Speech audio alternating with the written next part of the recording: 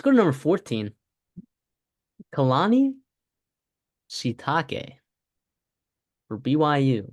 You have him ranked as your worst head coach in the Big 12. 16 out of 16. I have him 12. I'm a little bit higher on Kalani Sitake, sorry. I'm a little bit higher than you. But why are you so low on Kalani Sitake? First of all, it's not that I guess, okay, I am low on him. Okay, I'll say that. But I was just, to me, I was pretty disappointed in what happened this year. Not so that wasn't surprised about it, but I was just like, okay, you bring in Caden Slovis. I get it. He's not an NFL guy, but he's a pretty darn good college quarterback. He battled some injuries, yada, yada, yada. But also, like, there was some potential in this season to be a pretty good one, and it wasn't. And you've seen them have success in the independent level, in the G5 level, with Satagi and obviously Bronco Mendenhall, most notably, winning 10 plus games pretty darn consistently. And Sataki, outside those 2 years with Zach Wilson, was it all that? I don't really know. In 2020 and 2021, they didn't have, big time wins or anything like that. I don't know. I just think a lot BYU, yes, I think the program is fine. I think it's heading in a good direction, but also like I don't know. They're recruiting. Yes, they're technically fifth in the Big 12, but first of all, everyone, outside of Texas Tech is just right kind of stacked on top of each other. But they also have the lowest average rating out of anybody in the Big 12. And that kind of caught my eye. It's like, wow, okay. All right, BYU, pick it up just a little bit in terms of getting good depth and quality pieces that are actually going to be able to play and give you that depth to go throughout a conference season, especially in a conference where it's so neck and neck with everybody, and you're going to be playing in a ton of close games. I don't know. I see why you got him ranked a little bit higher than I do, but to me, I'm just like, I don't know. I don't know if I see it with Kalani Sitake. I really like his development of players, especially in the trenches. I think he does a good job. This past year, maybe not so much. The reality is, in his tenure, they have like 7 top 25 wins. And a lot of those top 25 wins are against G5 teams that are ranked, but good G5 teams. And to come in to the Big 12, winning 5 games is not ideal. But they went 5-7, right? It's not ideal, but they had chances to win some games, and they did not. But I like his development, right? The thing I don't like, and the reason why it's not won't be higher for me, is I don't think he recognizes how important the transfer portal and how important NIL is to a program. It really is. Like getting talent in there, especially in transfer portal, is a big deal in the Big 12. I think he's on record saying, quote, everyone is gonna sorry, we have way more than that for into money. There are more layers than that here, and that is not a focus. We are never going to be a program focused on the money as the attraction. Now, as a head coach, you kind of have to say that. But to me, that also says, hey, I'm not going to the transfer portal.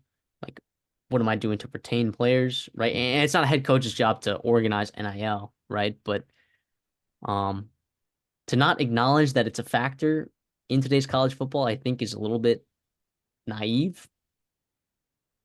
It's a little bit naive. But I think he's had success at BYU. He's no Bronco Mendenhall, but 2 10-win seasons at a program like that where it's difficult to recruit. I mean, some of your players you're recruiting, you get them, right? And then all of a sudden they leave on a mission trip. You don't get them until they're, 21 years old. It's a very, very difficult place to recruit. It's an interesting geography, but I think he's had success there. I think, and it's a credit to him, right? Him and Bronco Mendenhall got BYU to the Big 12. They got him to the Big because it sure wasn't their basketball team, sure wasn't their baseball team, right? Like you look at Houston, and you're like, okay, their basketball team kind of helped them there. Cincinnati, they have good football. The past couple years, Luke Fickell, that was not Scott Satterfield, and they also have a pretty decent basketball team. UCF had success with basketball, and Scott Frost and Gus Mazzone have done a good job. But like Kalani Sitake did a pretty good job, I think. So I had him a little bit higher than you. I had him as my 12th ranked head coach out of 16. You had him last. So I find it really interesting that you think Kalani Sitake is worse than Scott Satterfield. Yeah, what can I don't know what to say other than both of them had underwhelming seasons in the Big 12. The Cincinnati one, I don't quite blame him for because I don't think Satterfield had his roster ready. It kind of got gutted, yada yada yada. And I don't know. We'll see how things change in just a year from now. But I figured BYU should be up and running.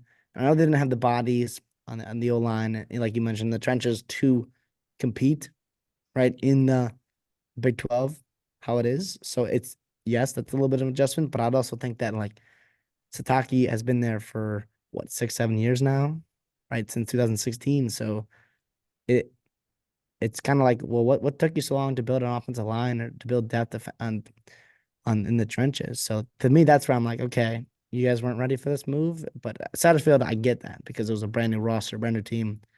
That's fine. Kalani Sitake, I believe, develops NFL talent at a pretty solid rate. For sure, for sure, for sure. But also, okay, here's this. You think next this time next year, you think Satake's higher than 14? Well, I have him at 12, so yes. You think he's gonna be higher than 12? It's hard to say. It's hard to say because there are a lot of people that have so many question marks in here, right? Like we talked about, a lot of first year guys, a lot of guys on the It's hot seat. probably moving ahead of Dave Aranda just by default. But also like to me, I think the ceiling of Cincinnati and where Satterfield can go is higher than the ceiling that Kalani Sitake can be at BYU, if that makes sense. Even though I don't love Scott Satterfield, I still hold out hope on him. I do think there's a path that he can recruit well and bring in some nice niche guys in the portal and have Cincinnati, because we've seen it recently. Like Cincinnati's been humming, beating good teams, competing NFL draft picks, deep teams, right? We saw that even the G5 level. Now they have Power Five resources. Hopefully Satterfield gets it done for them. That's my I guess that's kind of what it came down to.